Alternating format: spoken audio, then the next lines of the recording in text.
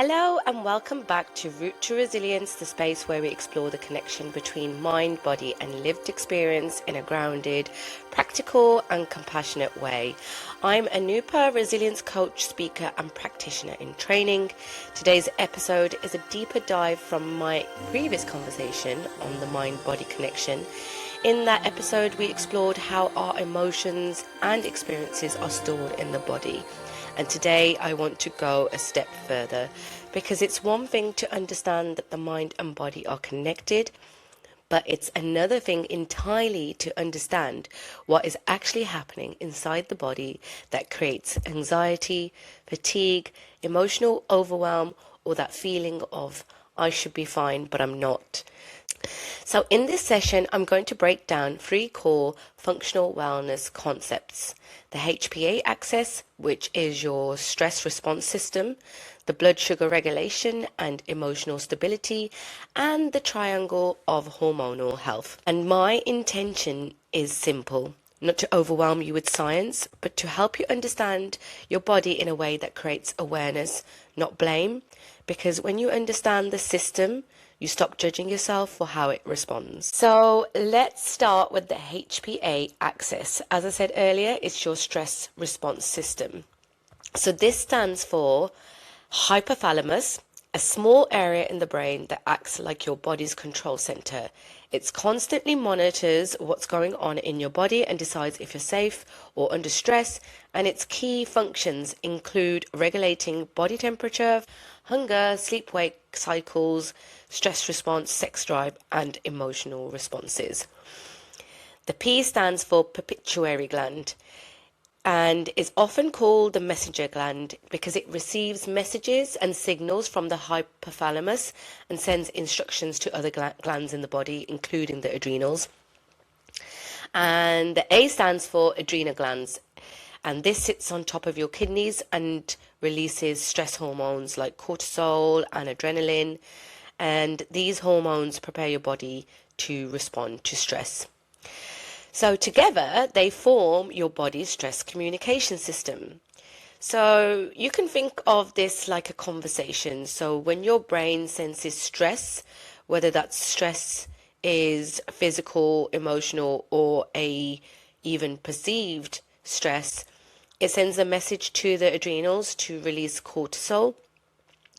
So cortisol is your primary stress hormone, and in the short term, this is really helpful. It keeps you alert, it keeps you focused and able to respond.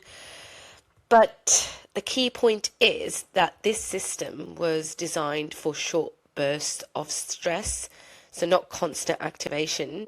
However, in the modern world, this system is often working far more than it was designed to. We're now not just responding to occasional stress, but we are often living in a constant state of low-level activation.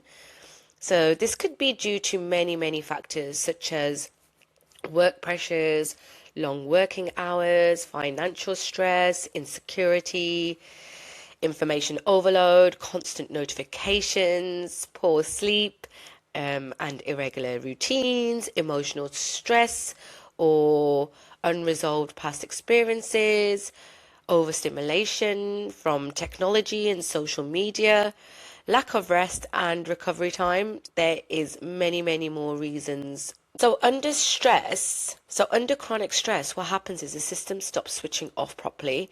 The feedback loop that should tell the body we're safe now becomes less efficient. And over time, this can lead to a wide range of symptoms, such as feeling tired but wired, anxiety or restlessness, sleep disruption, digestive issues like IBS, changes in menstrual cycles, cravings for sugar or salt, low mood or emotional sensitivity. And I always simplify this for clients like this. Your body isn't broken, it's just responding to a system that believes it's under pressure. So it's there to help you. And the important part here is not to be fearful or to feel hopeless. It's for awareness, because once you understand this, you stop trying to think your way out of a physiological state. So we've just been through the HPA axis, and I hope that was explained well for all you guys. The second bit I want to go into is blood sugars and emotional stability. Now, blood sugar refers to the level of glucose in your bloodstream, which is your body's main source of energy. So every time we eat, blood sugar naturally rises in response to the body releasing a hormone called insulin, which helps move glucose from the bloodstream into the cells. This glucose is then either used for immediate energy or stored as glycogen in the liver and muscles for later use. So when blood sugar is stable, the body can also use another hormone called glucagon, which helps release stored energy when needed. In a well-regulated system, this creates a smooth balance between energy use, storage, and release. However, when the blood sugars become unstable, often due to skipped meals, high sugar intake, stress, or irregular eating patterns, this balance is disrupted. We begin to see what is commonly referred to as a blood sugar roller coaster, where levels spike after eating and then drop too low afterwards. So when blood sugar drops too low, the body interprets this as a stress signal. In response, it releases stress hormones such as adrenaline and cortisol to bring levels back into balance. At this point, the body is no longer only regulating energy, it is activating a survival response. Because the brain perceives this drop as a form of stress, and this can create both physical and emotional effects, including anxiety or panic, irritability or mood swings, overwhelm, difficulty concentrating, low mood or emotional flatness, feeling reactive or on edge. So what can often feel like emotional instability is actually a physiological response happening in real time. A simple example would be someone skips breakfast, has coffee in the morning, and then goes several hours without eating. Their blood sugar may begin to drop significantly by midday. The brain detects this change and signals as a stress response. The body then releases adrenaline to restore balance. At that point, the person may suddenly feel shaky, anxious, snappy, or unable to focus, and may assume something is wrong emotionally, but in reality, the body is just simply responding to a physiological imbalance and doing exactly what it is designed to do. So over time, if this pattern continues, the body can become more reliant on stress hormones to regulate energy, which may further impact emotional resilience and overall stability. So this is why blood sugar regulation is such a foundational aspect of wellness and well-being, because it directly influences not only energy but also mood, stress response, and emotional regulation. So from a client perspective, I often explain it like this. When blood sugar is unstable, the body can interpret normal fluctuations in energy as stress, but when we begin to stabilize blood sugar through regular balanced nutrition and lifestyle patterns, we often see improvements not just in physical energy, but in emotional balance as well.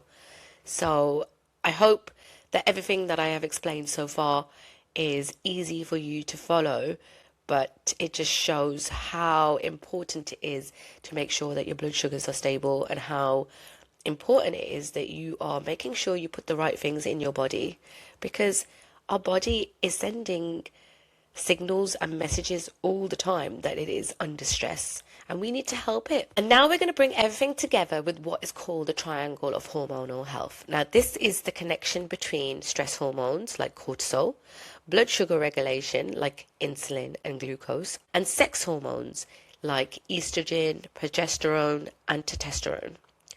Now, the key thing to understand is this: these systems do not operate independently, they are constantly influencing one another. So when one side of the triangle becomes imbalanced, the others are affected. Let's simplify it like this. When blood sugar drops, cortisol increases to stabilize it. When cortisol increases, it impacts sex hormones and digestion. When stress is high, the body prioritizes survival over reproduction and digestion. Now, this can lead to slow digestion, reduced immune functions, shifts in hormonal balance, reduced emotional resilience, and this is why people often experience multiple symptoms at once, like gut issues, fatigue, anxiety, hormonal imbalance, immune sensitivity, not because everything is separate, but because everything is connected. To understand the hormone side more clearly, estrogen, progesterone, and testosterone are not only reproductive hormones, they also influence mood, energy, sleep, cognition, and stress tolerance. So when the body is under chronic stress, it prioritizes survival over reproduction, and this can lead to hormonal shifts like reduced progesterone, affecting the nervous system regulation, fluctuations in estrogen, influencing mood and sensitivity, changes in testosterone affecting energy, motivation, and resilience. So, what we're often seeing is not an isolated imbalance, but a cascaded effect across the system. So, from a client perspective, I would explain it like this. Your body prioritizes survival over everything else. So when stress is high, your system shifts resources away from digestion, reproduction, and long-term repair. And when that pattern continues over time, we begin to see a wider system dysregulation, not isolated symptoms. This is particularly relevant for many women I work with who are going through hormonal transitions, including perimenopause and menopause, who are experiencing ongoing hormonal imbalance. And often they notice that even small lifestyle adjustments, such as stabilizing blood sugars, improving sleep quality, and reducing their stress load, or supporting their nervous system regulation, can make significant differences in how they feel day to day. Not because the body is fragile, but because the system is highly responsive to balance and being restored. So this is why the Triangle of Hormonal Health is so important, because it shows us that symptoms are not separate problems. They are part of one connected system, trying to adapt, protect, and survive. So, when we bring all three concepts together, what we begin to see is a pattern. Stress affects blood sugar affects hormones affect stress responses, and the system becomes in this negative loop. And this is what I refer to in my work as the root system, because what looks like emotional overwhelm on the surface is often a deeper physiological pattern underneath.